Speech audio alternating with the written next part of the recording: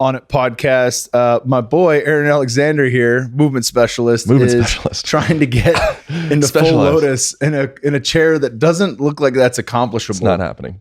Yeah, I don't even think you can do halfy. It's okay. I don't think my knees can handle that. This is about its adaptation. It's an opportunity for new adaptation. This mic a little bit closer here. There we go. So we got you back in Austin. We're here. We're fucking here, man. I'm pumped. Got you back at the crib.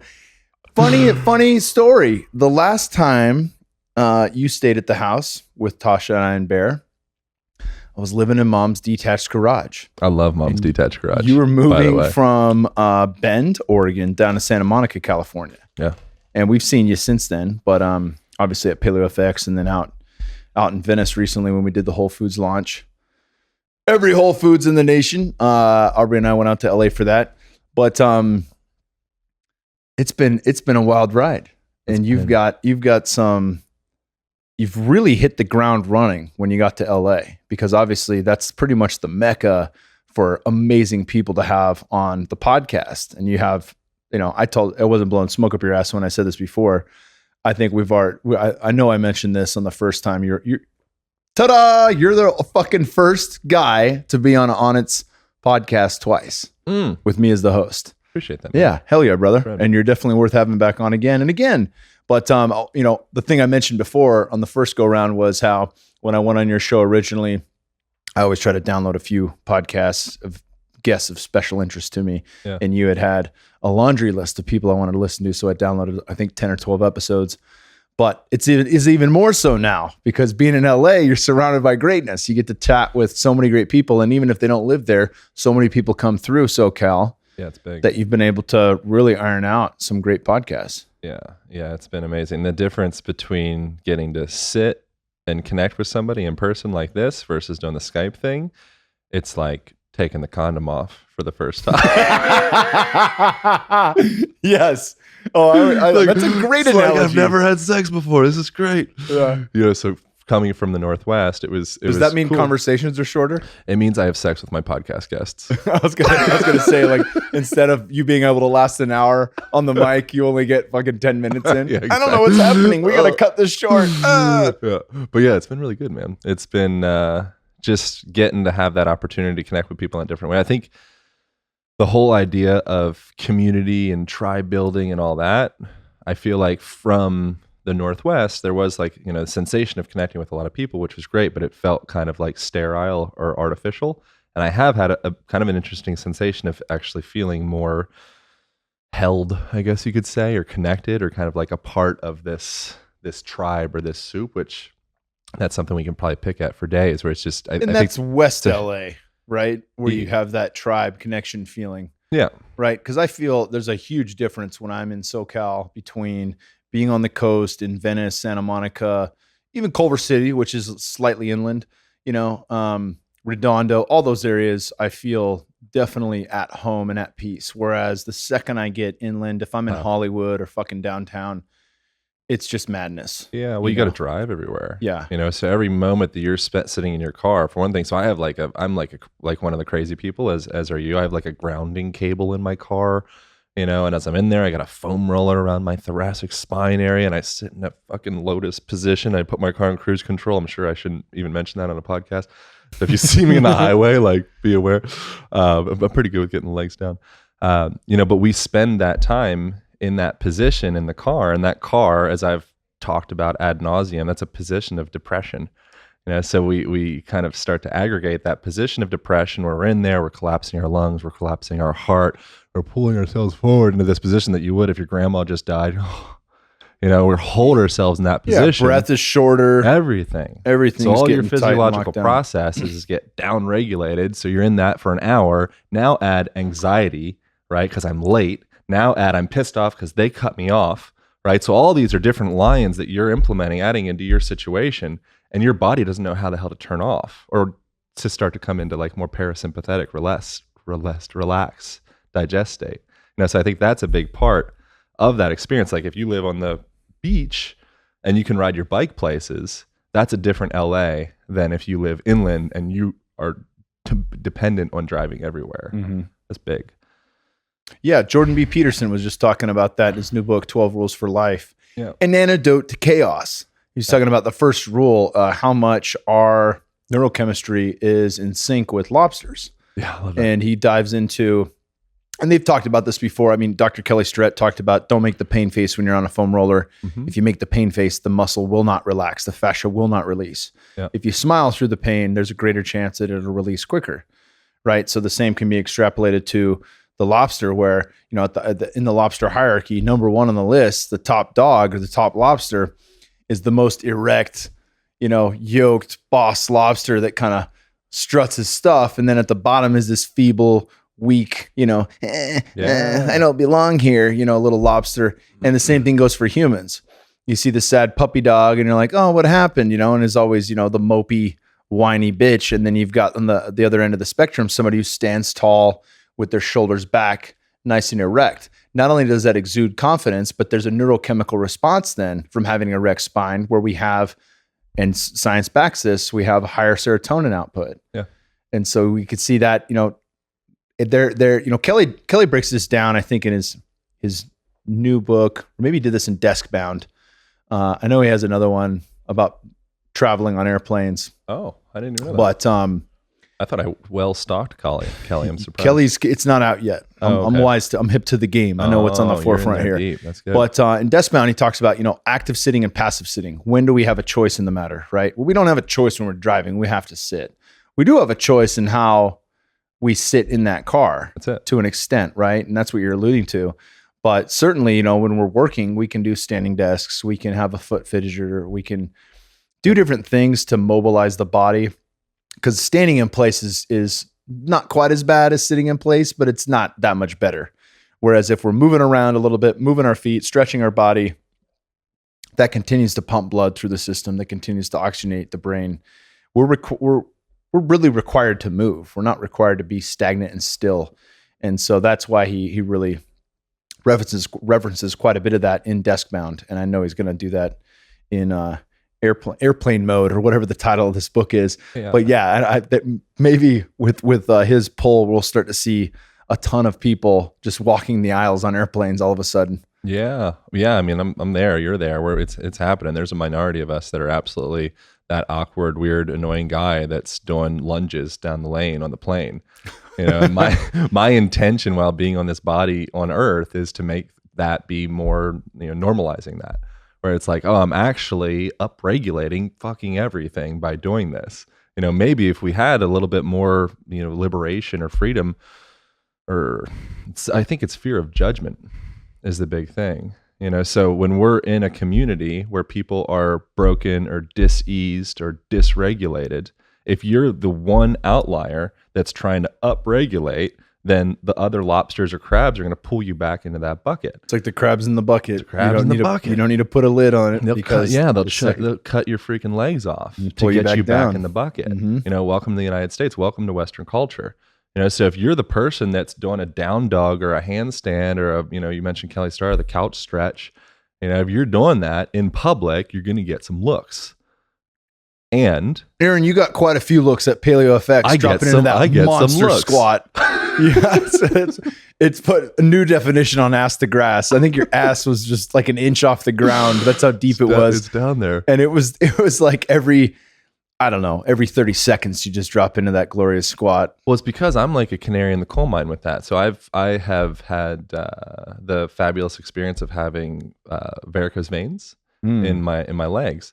And, you know, so maybe it's a genetic thing. Maybe I was really into bodybuilding at like a stupid young age. It was like insecurity stuff that I've talked about previously as well.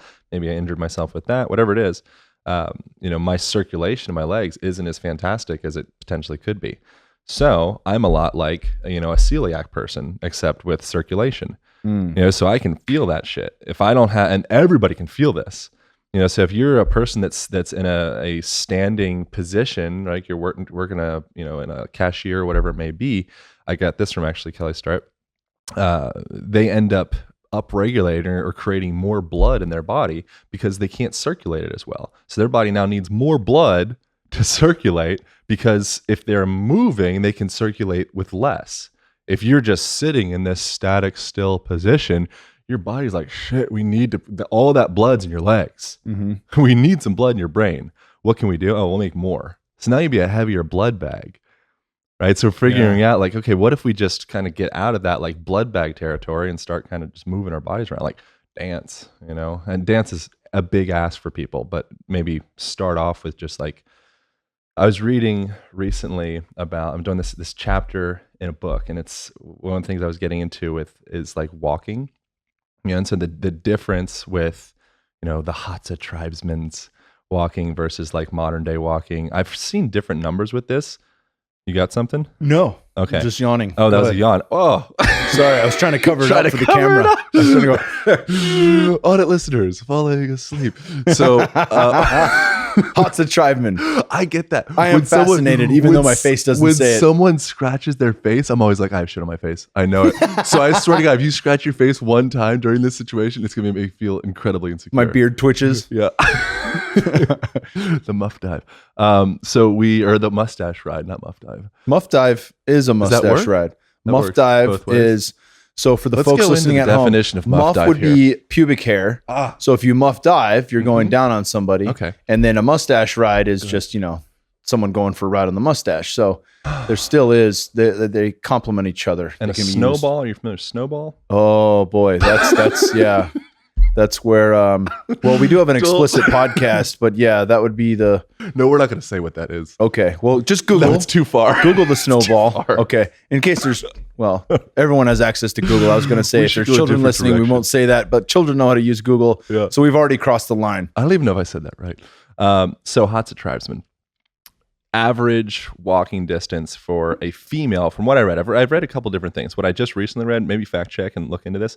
I read 3.5 miles a day is the average. They strapped GPS units to these people. They measured it for lots of days. How many steps is that? 12,000? 10,000? I believe 8,000? about 5,000. I believe about 5 miles is about 10,000 steps. Okay. I believe. So they're doing less than 10,000 steps a day, the Hadza.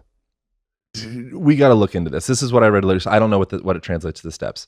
All right. So I can send you the article that I was reading from this. We'll link to it in the show notes. Link to it in the show notes. Yeah. But I've read some other stuff where it's like, they're saying it's like a lot more than that. So let's research this a little bit. But what I literally was just reading yesterday was that 3.5 miles for females and then double that with males. We can maybe look it up over here while we're here. So 7 miles on average for a man. And one of the big things that was interesting with that was they called it levy flight pattern, or levy walking pattern is the way that they do it. So their movement ends up looking a lot more like that of somebody that's moving around at like a music festival or a college campus or Disney World or whatever, you know, where you kind of, or, you know, bear your kid. Like if you watch a little kid, they don't have this linear style movement. Where I go, you know, it's like we have these right angles, like on the table. I go here, and then I go right, and then I go left, and I go in this cubicle type motion. You know, so they kind of have this all over the place exploratory time, and then they get down on the ground, and then they come up on the ground, and then they're back. Oh, we got some business. 5 miles. That Ryan pulled it up. Ryan, you're allowed to speak, buddy. You can get in there, Ryan. Jamie Vernon jumps in with the fucking. We can do that. Kyle already yawned while I was talking. They have an okay podcast. I think the Joe Rogan Experience. Yeah. Jamie's allowed to talk. You got a voice, Ryan. So 10,000 steps is about 5 miles, give or take. Yeah. All right. Yeah. So, but what's interesting about that? Everybody knows about the 10,000 steps, all that stuff. What I think is really interesting about that is more. They call it super diffusive movement patterning. So super diffusive. Do you have to say it that way? You can just say it like super diffusive movement. I feel like an asshole when I say shit like that. So as you're moving around, it's diffusing your movement a little bit. All right. So what we do is we're so damn directive with everything we do. You know, we're so damn linear with, okay, I get here, I get this done, and that goes against our physiology. It goes against our biology. You look at something like heart rate variability. You're the healthiest when you're the most chaotic.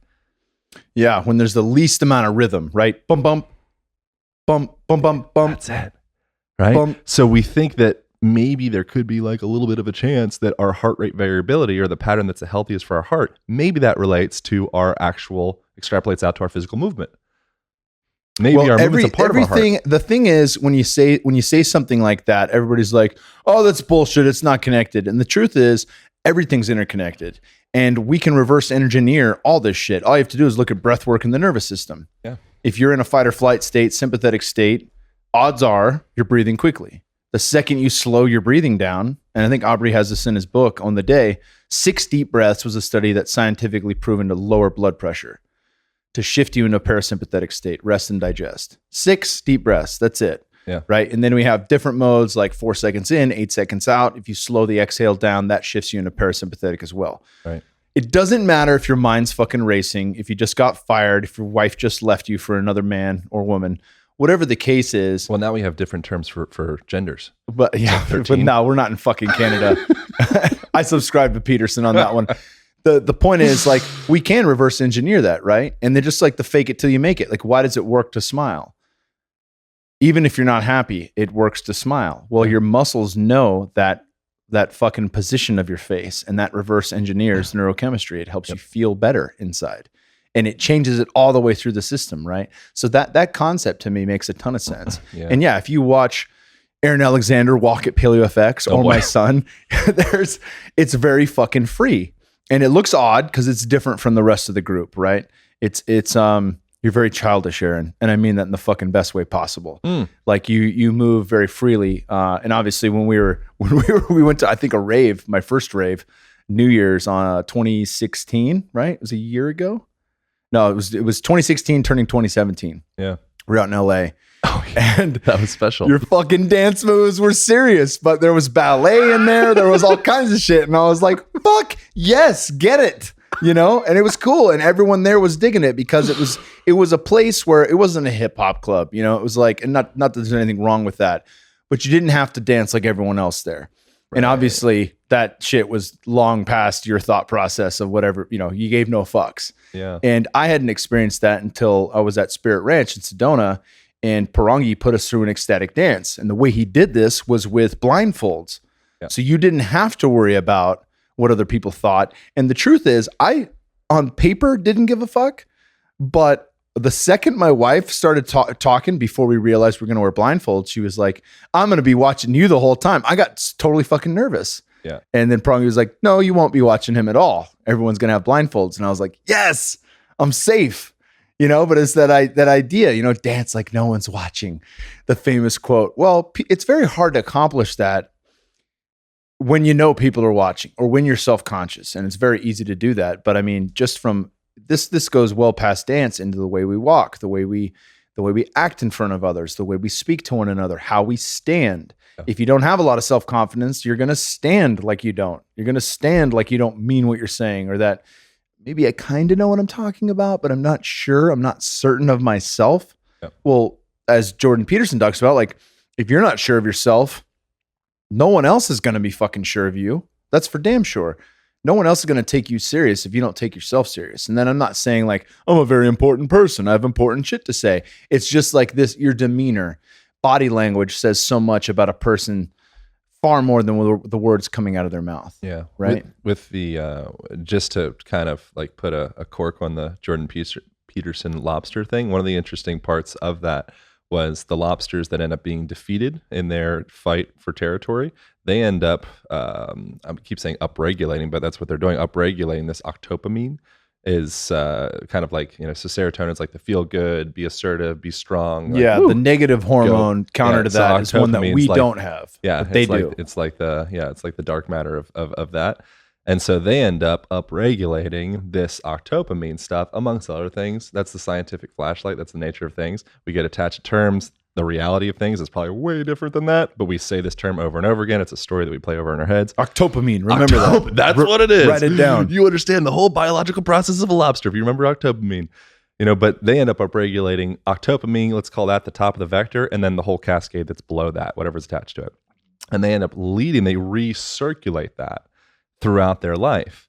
You know, so now every time they meet, say it's a female or male or whatever it is, we're a relationship thing or a business thing or just whatever, they start leading with that octopamine stuff / the rest of the cascades. And now there's that feedback, and they come back into that. It feeds back into itself. So their posture changes, their neurochemistry changes. The neurochemistry speaks to the posture speaks to the neurochemistry. You know, so when we're in a place like Onnit, and we're optimizing freaking everything.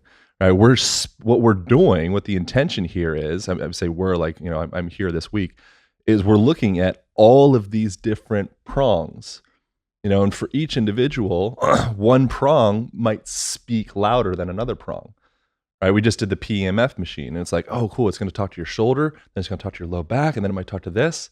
There's no one right way that you have to enter the organism. Mm-hmm. So some people, talk therapy, that's going to nail it. That's going to speak to their posture. It's going to speak to their neurochemistry. Some people's like, dude, I don't want to talk. I want to go out into a cave. I want to just sit by myself. Some people, it's like, oh, you need placebo and you need supplements and you need IV. It's like any of those, we can pull from all these different angles. And then what happens is people become dogmatic about their thing, oftentimes because they're selling something, or they just, are stuck in their dogma, and they start preaching as though that's the only way. And then we start having fights and wars, and now we're getting into like religious conversations. Yeah, you look at a diet, Rob Wolf's talked extensively how fucking dogmatic diet can be. But yeah, it is a multi-pronged system, as human beings are. And one cool differentiator, because I found that fascinating too in the lobster discussion, they're more likely then to back down from a fight because they believe they'll lose.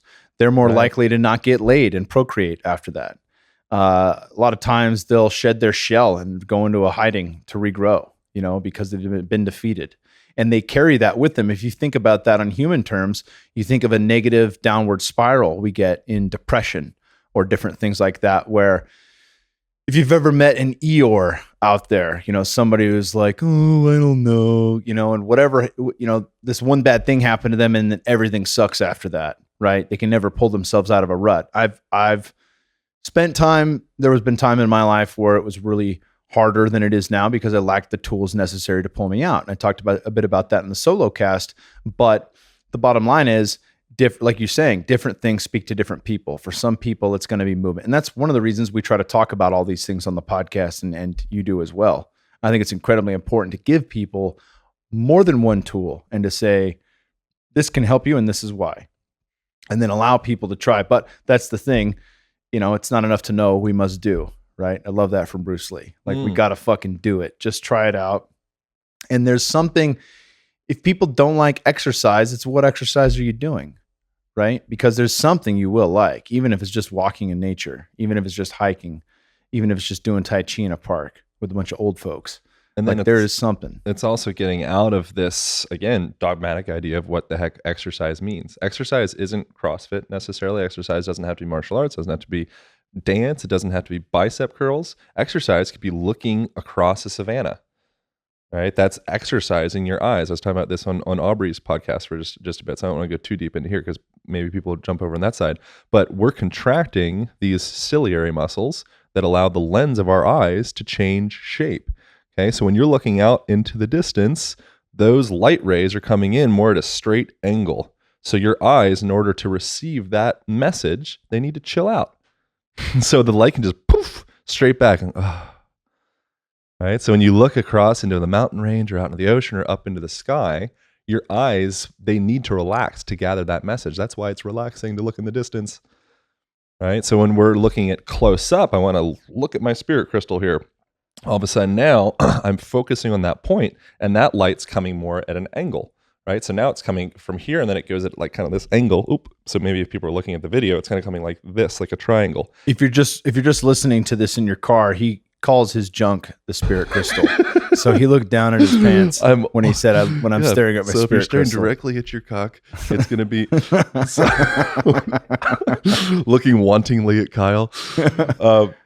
But from that, so the light, I don't know why I'm getting all dorky with this, but that light is coming at your eyes at an angle.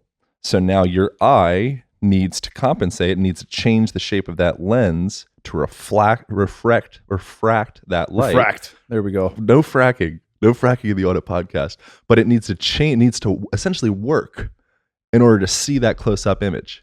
Right. So what we're doing throughout the world is we're stuck staring into cell phones. We're stuck staring into screens. We're stuck inside houses looking into paintings of nature as opposed to going the freak outside into nature. And then what that does to us from a visual perspective, it's making our eyeballs have to work. What you see with this in China, I was reading about this again because I was doing this article thing on it. their eyeballs are actually elongating. Like they come out like bug Well, eyes? no, they're the shape of the eyeball, as opposed to it being ovular and this nice like oval type shape. It's having to kind of like, it's like squeezing in a way. It's getting longer. So you're saying like that's why they have Chinese eyes? I mean, Jesus. Yeah. So I'm it's from the Bay Area. I'm allowed to say this. It's like, I'm black. I can make black jokes. No, I had 67% Asians in my high school. I'm allowed to get away with this. but everybody's wearing glasses out there now. Yeah. It's becoming a normal thing. Yeah. Right. And so what that is, a part of that, I think that's literally, I'm getting back to how this is kind of tangible muscle CrossFit, pulling stuff up type conversation. What that is our muscles need to contract in our face to perceive our reality. We're stuck in a contracted state. We're stuck in a stress state. We're stuck in a sympathetic nervous system state. We're trying to do all this stuff to figure out how to get ourselves to be more parasympathetic, doing everything we possibly can. Well, that's if you're smart. Most Right. people are trying to work harder. They're trying to do more. They're trying to go. How can I be more productive?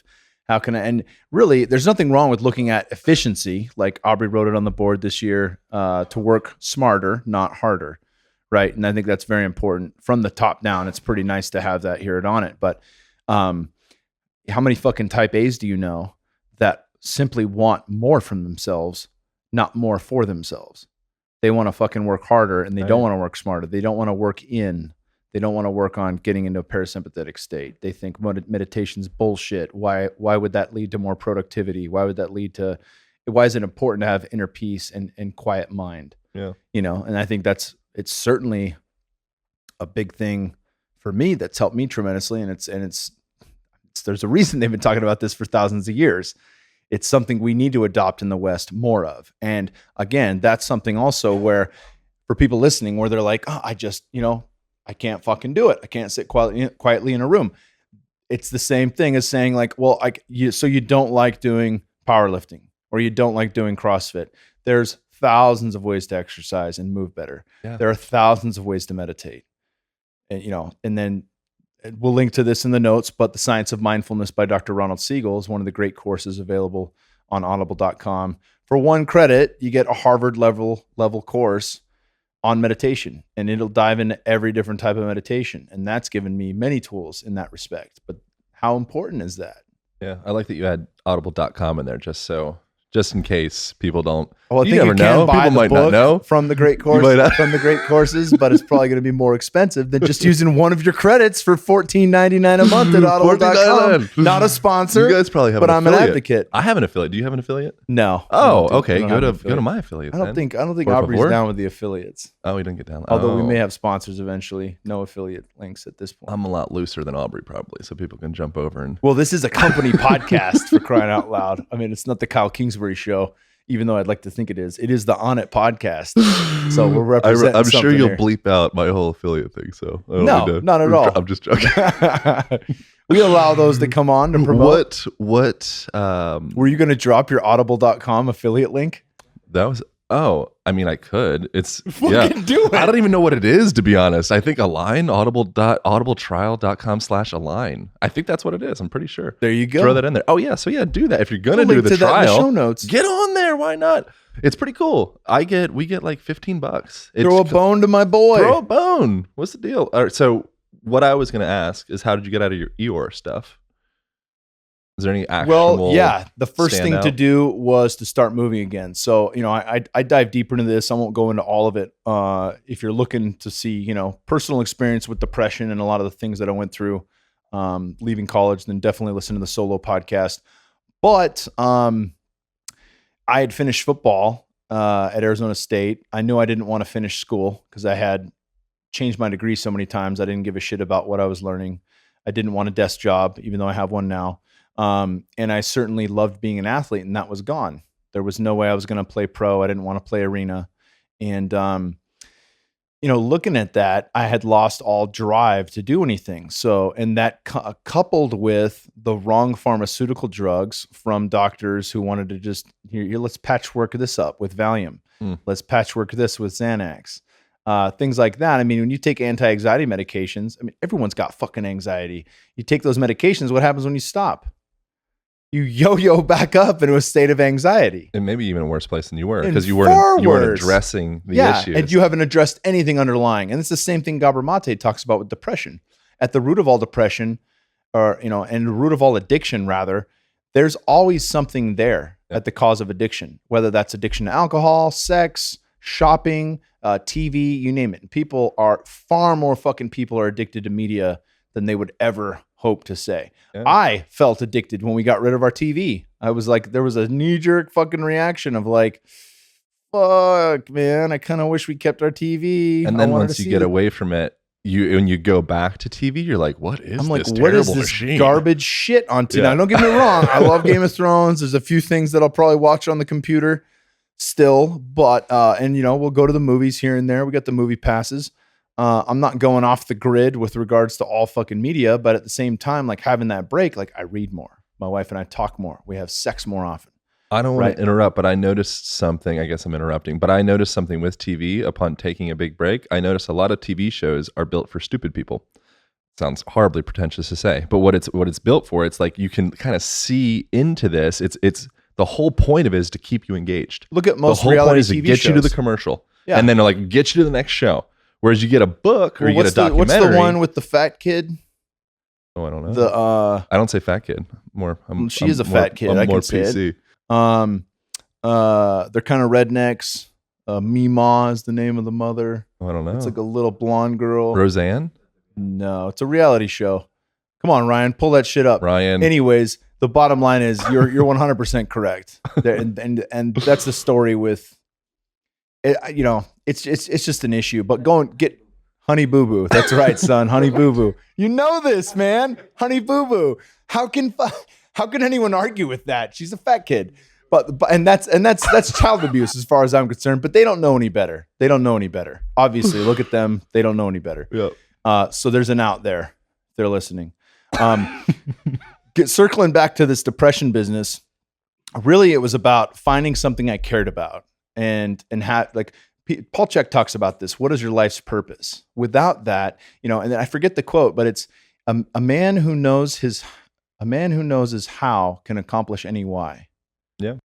Or no, a man who knows his why can accomplish any how. You like how I agreed with you? Yeah, you're like, yeah. What an asshole. No, I thought about it. I was like, wait, hold on. If you know your why, like, why am I doing this? You'll figure out how to do it.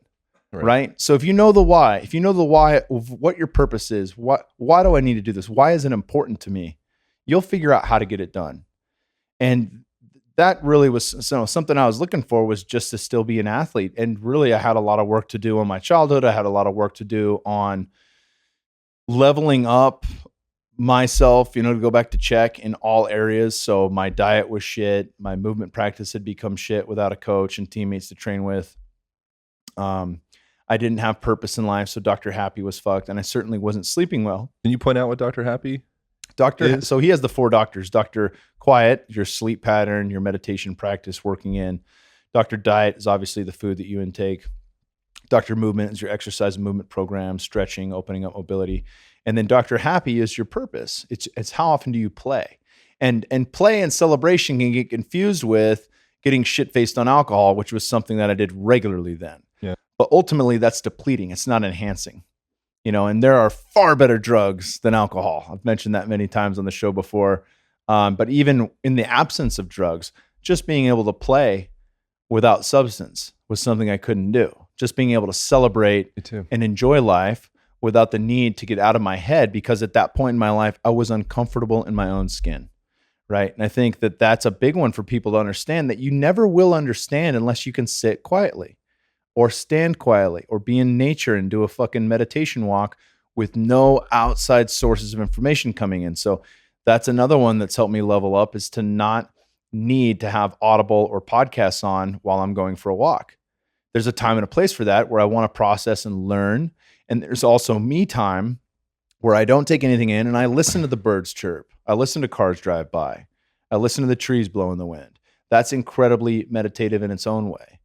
And I think those are, again, adding to that tool, the tools in the toolbox. And the more of that stuff we have, the easier it is to reset. Because if I'm feeling a little anxious or a little stressed and I sit in front of a TV and it takes my mind off what's stressing me, I haven't fucking solved a damn thing. All I've done is prolonged that. All I've done is let it stay inside me to fester and rot.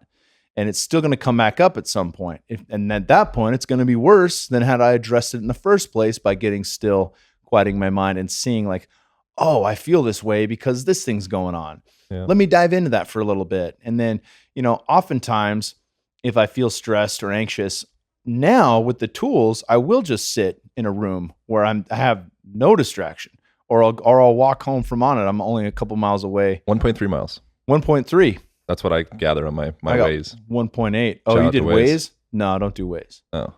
Because Waze isn't as accurate as doing like on Kyle's GPS, it's like 9 miles.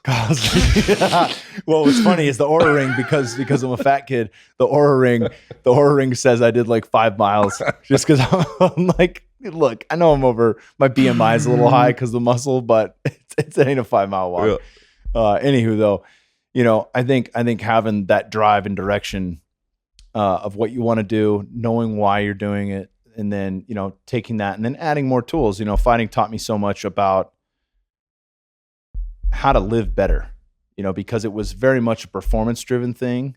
And then in that I saw benefit. Like, why did I get into meditation? Well, I was so nervous before fights. I had to learn how to quiet my mind for that.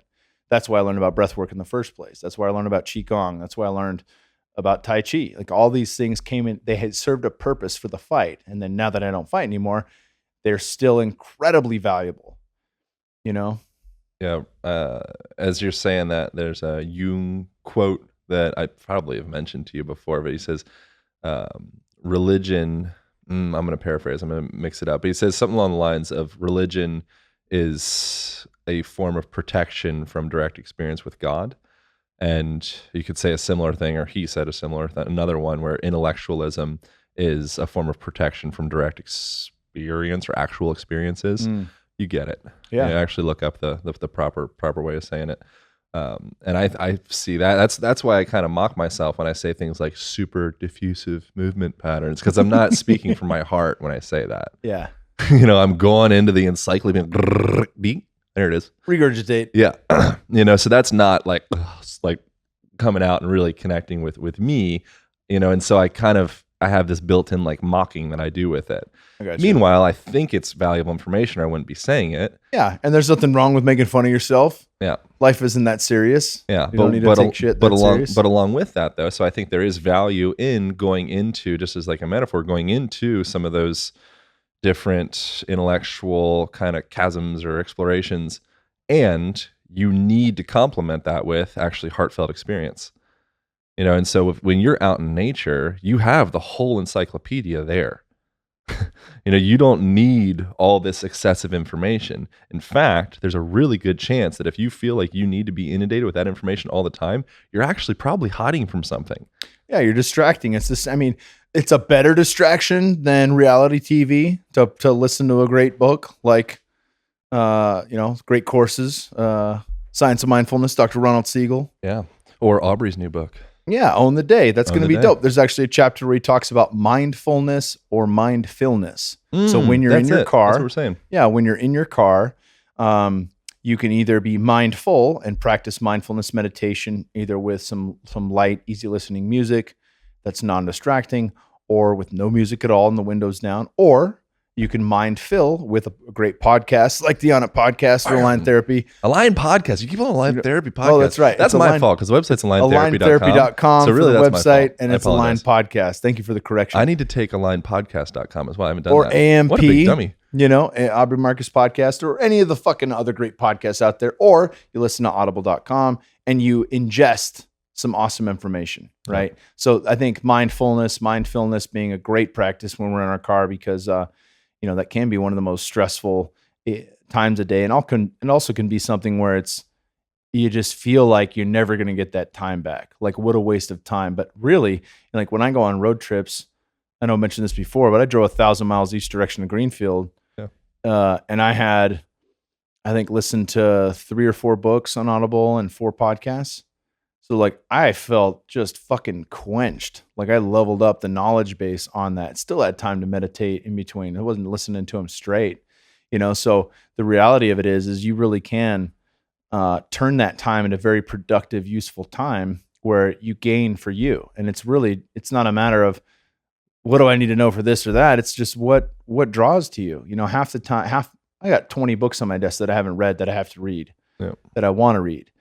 Part of those are for things related to Onnit, regarding guests I'm going to have on the show or supplements that I want to make, things like that. And then the other part of that is just fucking spiritual, and some are on psychedelics and some are on cool shit that fascinates me. And that's really what it's all about, and you're going back and forth between the stuff you need to know for work versus the stuff you just want to know because that's what motivates you to live better. Yeah, I did an interview with a guy that was he's a speed reader.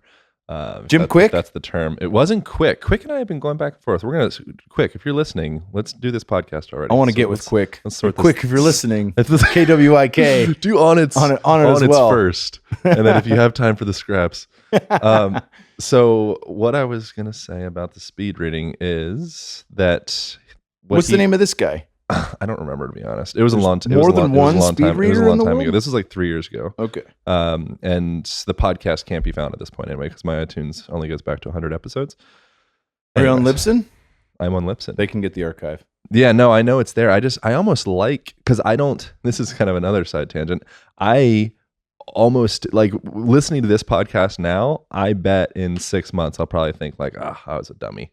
Whatever I was saying, I was like, that's bullshit. So essentially, anything I'm saying right now, like, probably disregard most of it. Unless you're listening to it currently, then it's amazing, right? It's amazing, in my mind. But one of the things he said was, I was like, what was it? He said, the best book that you can read is the book that you actually read. Dude, that's similar to Paul Chek. What's the best meditation? Yeah. What is the best form of meditation? The meditation that you'll do every day. Yeah. Right? And that's what we do. And that's what we get a lot of unidentified folks out there. And there's nothing wrong with this. I think however you do your thing is great. But it's like, I do a book a day. I do 7 books a day. It's like, okay, that's great. I think also that's really unrealistic for a lot of people. And so I think we have a lot of like unnecessary pressure sometimes. And so with that pressure, it kind of forces us to kind of like squirt out a bunch of shit as opposed to really dropping into anything. You just did a wanking off motion. I did that, didn't I? Squirt out a bunch of shit. That wasn't the intention. But I think that's kind of like a pattern thing. Like how you do anything is how you do everything. So if you're the type of person that just blasts through a book because you feel like you have this existential pressure of not being smart enough if you don't, that might spill into other parts of your life as well. Maybe that spills into the way that you connect with another person, where it's like, okay, I'm doing sex. We're fucking. Yeah. We're dropping in. I got 5 minutes for you, sweetheart. Before the next thing. The next thing. But with that, I think that there's a certain, and this is something that we gather from meditation, from ecstatic states. We didn't. Stephen Kotler, what's his last book? Stealing Fire. Yeah. Gets into a lot of these different things. So a lot of times we get wrapped up in like plant medicines as being like the way. I think plant medicines is one of the windows. Anything that gets you into a state of ecstasis is a window. And what happens with that is time starts to slow down. So I experience this with like cannabis, THC for sure, where all of a sudden, I was in my living room rolling over and drawing pictures of whatever. It feels like, wow, it was 3 hours. And I look at the clock, it was like 2 minutes. And I feel like there's almost something there where it's like, there's almost like a key to extending your life in a way. This is some crazy shit, I know. But our perception of this linear reality that we're in, that's kind of all that matters. Mm-hmm. So if at the end of your life, if your perception of life are like, wow, that was a long, good one. Yeah. That was a long, good one. But if you fired through it and then you die, it's like, oh shit, what happened? Yeah. Yeah. I forget which study it was, but they interviewed a bunch of people that were near death. They knew they didn't have long to live, and they asked them a series of questions that were all similar on what regrets they had, things like that. And like there were very common themes among the group. Like 80% of them, the answers were all common. And one of the answers was, I wish I had put more time into my friendships and my relationships. Because so many people that are older, I talked to my old man, and he's remained a few friends. He has a few friends from when he was growing up. You know, and it's always like this idea like, well, you kept a lot of your friends from growing up. And I'm like, yeah, man, like we go to a bachelor party next month in Arizona. There'll be 20 of us there. And that's because 10 couldn't make it. You know, like we're all still close. We got a group chat on the iPhone. Like we fucking stay in contact. Like, do all of us agree on everything? Fuck no. But I've known these guys since I'm 12 years old, you know, and we don't just keep that friendship because we've known each other for as long as we have. We keep that friendship because we all fucking love each other, even if we don't agree on everything, you know. And I think that's important. But they talked about friendship. They talked about wanting to get more out of life rather than accomplishments. You know, like everyone looks back at this shit I need to do to leave a legacy and to be known, to be remembered, to do this, to do that, whatever the driving force is for accomplishment as opposed to experience. You know, like I wish I had traveled earlier than, you know, starting when I retired in the golden years. You know, like you think about that, this idea that we have in the West that we'll work hard now to be happy later. Like when I retire, I can go see the world. I can do all this. And it's like, well, maybe if you took a little bit more time for yourself now, slightly less productive, if you have a job that allows that, you'd experience more now when it mattered. You know, like I can't hike Kilimanjaro when I'm fucking 80, but I'll hike the shit out of that next year. You know, like there's all these things that we have an ability to do when we're young and to experience. And especially if you're single, like fucking go to Europe, get it. You know, like explore, have a fun time. Yeah. You know, the analogy that's popped up for me over the years with that, because I've pondered on that a fair amount, because I've done a fair amount of like one-way tickets to random countries and then just kind of backpacked or motorcycled or scootered around for 5 to 7 months. And in those time frames, there's a lot of moments of like, what the hell am I doing? This is so stupid. Like I should be doing something more productive right now. You know, and with that, one of the things that's popped up is the awareness that 100% of the time, and this is kind of what I say with movement, every moment is an opportunity to cultivate or build your mind and body, right? So as you're sitting down, you're exercising, right? You're working out the organization, your pelvis and your spine and all that. Well, it's the same thing with the relationships that you're creating, same thing with that, your intentions, the same thing with the groups that you're surrounding yourself with. You know, so if you're doing some shitty job that you're just trying to make some money and you do that for 5 years because you want to kind of just do that and then I'm going to have fun. In that 5 years, you grew a tree.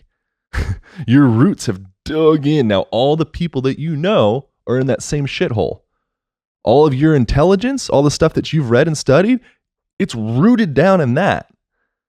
Right? So during that time frame, you've grown this tree out of this thing that's actually, you know, makes you feel really uncomfortable and feels like it's like a disservice to you.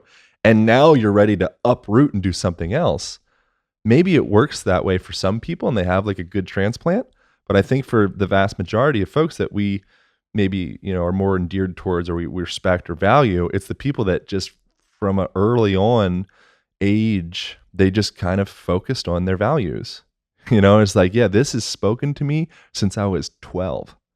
And I think I've heard something like that actually, where the thing that you wanted to do when you were like 12 or something like that, that's probably the thing that you're kind of actually called to. That might be bullshit, but I think I've heard something like that. What did you want to do when you were a kid? Oh, I'm pretty sure. Let me think about that. That's a good question. I'm pretty sure I wanted to do some bullshit. I was oh no, shit on my childhood dream. Yeah. No, when I was a little guy, I was influenced by my dad. My dad was a stockbroker. And he kind of encouraged me. I still don't think I know what an investment banker is, but I just know they made a lot of money. And so my dad was like, that's where the money is, investment banker. So from a young age, I was like, I'm going to be an investment banker. And then I got into some more truth. And then it became physical therapy. Yeah, I want to be a physical therapist. Now you live the dream. Here I am. I'm doing kind of, whatever you call it. I mean, it's physical therapy, but the easiest way to describe what I do. It's like a hybrid of physical therapy and manual therapy, you know, but here I am doing the same thing. I've got my first job doing personal training at LA Fitness, oddly enough. Now I live in LA. This is in Lancaster, Pennsylvania, doing personal training. And I was at 16 years old. And I was like, this is when on the Mind Pump, I alluded to like I was on steroids. I went on steroids. I was jacked up on every other supplement, all insecurity, trying to pile muscle on. and trying to pile information on, reading every book that I could, mostly insecurity based. Flex magazine. Flexing out. Yeah, everything. Men's Health, like all the like bullshit magazines and some other good stuff too. But yeah, started off from an early age, and that's just been what the path has been. What about you? I wanted to be an actor. And it's probably because I would say like 90% because of Arnold Schwarzenegger, who had the prototypical male body.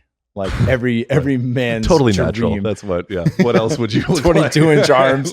Yeah. But no, I mean, I still watch old Arnold movies. I had Bear watch, I think a year ago. I put on Terminator 2 for him. Now, if you're a parent, you're probably cringing thinking, Terminator 2 and the kid's 18 months old. That doesn't sound right.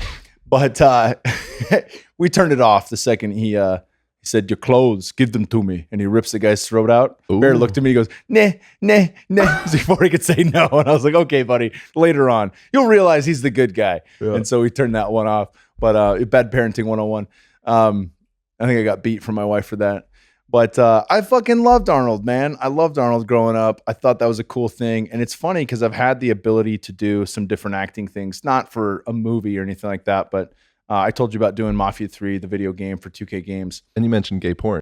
Yeah, that's started from the bottom. Now we're here, right? Yeah, that's it. So I had to work my way up to the top. Acting. Now I'm a bear. You had to fake things. But I think Stallone started that way. But I've heard some interesting things about Stallone. I'm sure you have in LA. No, in Hawaii, I heard a story. I don't think I can mention it. No, you can't mention that because that would be hearsay. We're not spreading rumors on this podcast. We're spreading truth, son. I've heard interesting things. That's all I'm saying. Okay. Stops there. So I had, I had a chance to do, when I was doing this video game, doing all the stunt work as the main character, Lincoln Clay. Really rad, right up my alley. I get to beat the crap out of people and throw people around. And, we have all the full body suit with the little balls on and the infrared lights. And then they wanted to give me some speaking parts because we had an actor come in to do the voice of Lincoln Clay from New York. Great guy. What I noticed was the actors, and this is not to shit on all actors from LA, but the actors from LA versus actors from New York, there was a huge difference in how serious they took themselves. And it was almost unbearable to be around the LA actors because everyone had this cool new audition, this cool new thing. It's so important. And then the New York people were like, yeah, man, I'm in a play on Broadway or I'm doing this and that. I'm doing real shit. Yeah, but it was like this. They didn't have a need for validation. They didn't have a need to tell you how important they are. But you do real shit, usually you don't have the need for the validation. Well, that's exactly like the guy who's fought 3 times in an amateur level versus, fucking Daniel Cormier. Like there's no chip on his shoulder anymore. Right. He's proven himself. Right? There's nothing left to prove. And even if he loses, it doesn't matter because he's went out on his shield. You know what I'm saying? So there's a huge difference there. Same thing with, a young white belt versus an old black belt in jiu-jitsu. The old black belt, generally speaking, for the most part, there are exceptions to every rule, but that guy's going to be a little bit more level-headed, a little bit more humble, simply just due to the fact they've already tapped 1,000 times. Rogan's talked about that. Jocko Willink's talked about that. So, yeah, it's something that I noticed. And then when I really thought about that, I don't think it's that fun to memorize lines. When I did drama in high school and things like that, you're not being yourself. You're being someone else. You're being a character that's not you. And some people are really good at that. And I love watching film, but I don't love acting. I don't love that because it seems fake. And in a way it is. It's not that those people are fake. They do a great job at being that other thing for a little while, and then they go back to being themselves. Hopefully they know what that is.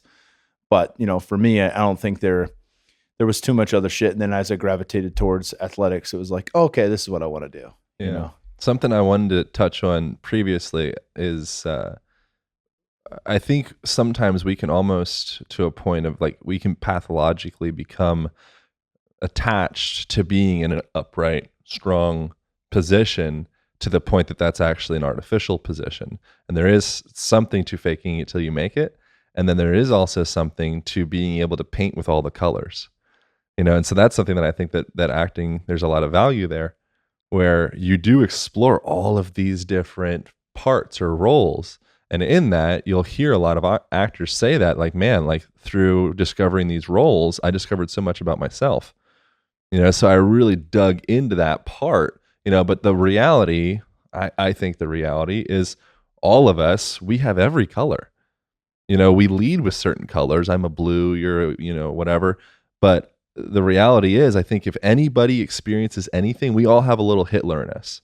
We all have a little Superman in us. We all have a little, like every personality that's ever manifested in this globe here, I think there's a little something there. And if you get charged up by somebody, it's because you're probably speaking to some part of you that maybe you kind of push down. You don't like that. Yeah, that's Ram Dass said that, right? Like if somebody says something, or if you're around somebody and your knee-jerk reaction is you don't like them for whatever reason, it's usually the reflection of yourself in them that you're witnessing. Yeah, man. Right? Yeah. And so that's something with the postural thing, standing up in superwoman position or superwoman position and like being up in this upright position. I think that actually can create dis-ease as well. It can also make people uncomfortable. So being able to say, from if you are some form of therapist or any business or relationship or anything, you're connecting with another person and all you do is I'm strong, confident, awesome guy or girl, then that will potentially make that other person uncomfortable. So being able to play with all of those different colors allows you to start to mix and match with other colors. That's true, but I'm not going to slouch necessarily for Eeyore just so Eeyore feels more comfortable with himself. I feel you, and I think there is a certain value of, so this is like neurolinguistic programming, so you start off and you can kind of, I don't remember the exact terms for it right now, but you mirror, I think might be the term. So that mirroring, essentially we value people that are like us. That's why you and I hang out. There's all sorts of things with you. I'm like, with Kyle, I feel like I get it. Like I feel this connection. I see he's got a fucking freezer in his garage and he sits in it in the morning. His cabinet's stuffed with supplements. It's like there's all these different things that I'm like, okay, I'm like, there's a lot other things other than that, but I'm like, I get it. Whereas with somebody else that doesn't have a freezer in their garage and they're not such a, eccentric in that way, we might find connections, but it might not be quite as easy. And I don't know where I was going with that, actually. I think I was just trying to say I like you. You did a great job of that, brother. And you led with the best two things that I own, the supplement pantry. There's no food in the pantry. It's all supplements. Kyle doesn't eat food. and then of course, yeah. I live in cold water and on supplements. That's what sustains me. And a little bit of sunshine. I had a point. You were talking about the Eeyore, why you might acquiesce. Oh, right. So you mirror. Yeah. So with that mirroring, you start off, because we appreciate people that are like us, you can start off with that point of, okay, cool, we're connecting. I resonate with you. I attune with you. I feel you. I feel where you're at. Right. From there, all of a sudden, NLP terms, it's something like guiding, I think, or leading. It's one of those. It's something like that word. From there, you can start to take them on the path. Yeah. So this is something that I will consciously, or subconsciously, I guess consciously, since we're talking about it, do with clients. So if someone sees me for Rolfing or manual therapy stuff, then when they come in, I'm not just like, bam, here we go. Depending on who it is. Maybe you slouch with them for a second, and then slowly over the course of an hour, you're back to erect. A little bit. Yeah. So when someone comes in, I'm gonna kind of mirror their patterns, and if you do it too much, then they'll be pissed off, and it's weird, So it's that dance of being able to connect with that person exactly where they're at, and then from there you can slowly start to move towards the direction that maybe would suit them better. But in order to actually be able to take them by the hand, you first have to be on their path. So if you get somebody who complains a lot, you'll complain a little bit with them, and then you'll slowly start to speak good about people. Yeah. Or maybe I'll slowly start to, so someone, like I was talking about this with Tosh. My wife. Oh, sorry. Did you talk about her on here? No, regularly? It's totally cool to talk about her, but people don't know Tosh. They might think Daniel Tosh, Tosh.0. Yeah, right. So I was talking about with your wife, Tosh, and she said something about her knee that was like the bad knee or the something knee. Yeah, you can't say shit like that. Whatever it was, And so with her, she's at a place where I can be like, oh, like maybe it's your healing knee, or maybe it's your, the knee that you're nurturing, or maybe it's your student knee, and she gets it. She's right there. She's like, oh, fuck, yeah, I know. Thank you. Somebody else, I start off with that. They'd be like, this dude is a quack. Yeah. Right. So it's recognizing that I'm staying at your home. We've connected. We've had experiences. We've danced like weirdos at random places. Like we're already in a similar path. So we can just say shit. But somebody else that comes in from New Jersey and they're working at Walmart and they have complaints about all their body, and I say, speak to your student knee. They're gonna be like, this is over. This is over. Get the fuck out. Yeah. But if I can spend, maybe 30 minutes, 45 minutes, maybe 2 sessions, maybe 7 sessions with the person, all of a sudden they slowly start to drink the Kool-Aid. And now we're starting to be on a more congruent path. And that's not just a manual therapy thing or any kind of therapy thing. That's just relationships, I think. Yeah. I dig that, brother. Even though I'm hiding another yawn. Well, shit. That's an hour with Onnit. We're gonna pick this right back up after we had a nice little tobacco session. Oh, we're gonna hit the tobacco. We're gonna hit the tobacco. We're we'll breaking talk about taboos. that on not Align Therapy podcast, but Align podcast. We're gonna have volume 2 on Align coming up here in a moment, so you can jump over. It doesn't matter which one you listen to first. I'm sure we'll have completely separate topics or very similar topics, both worth listening to. Where can people find you? AlignTherapy.com. AlignTherapy.com, Align Podcast. I mostly post dick pics and ab shots. So if you had a ball shot taken down from Costa Rica with I think Ben Greenfield was in that photo too. You couldn't see Ben Greenfield's balls though. You could see your giant ball sack in that photo on Instagram. So you had to zoom in. That means the person that reported it had spread their fingers to try to see between your legs, realized they caught a little bit of ball hair, and decided, oh, this is bad. If that person's listening, what are you doing with your life? Yeah, relax. They're zooming in on balls everywhere to try to see if they can catch just a side nipple or anything inappropriate. If you have time to stream through my feed and see that there's a little speck of ball and you have to go out of your way to report that, beat it, nerd. Yeah, get out of here. Get out of here. Awesome, brother. Well, it's an absolute pleasure. What else? What do you got on social? Align Podcast. Everything's Align Podcast, AlignTherapy.com. If people have any interest in starting to integrate better movement into their daily existence, I did a ridiculous thing with a guy called Hunter Motz, who he's the partner of Brian Callen and the Mixed Mental Arts podcast. I recommend that one as well. Have you been on there? No. Oh, dude, you got to get on there. We'll set you guys up. That'd be good. And we did a little 5-day movement series, start integrating better movement into 100% of your existence. So you can jump on that from aligntherapy.com. Awesome, brother. Thanks for joining. Thanks, sir.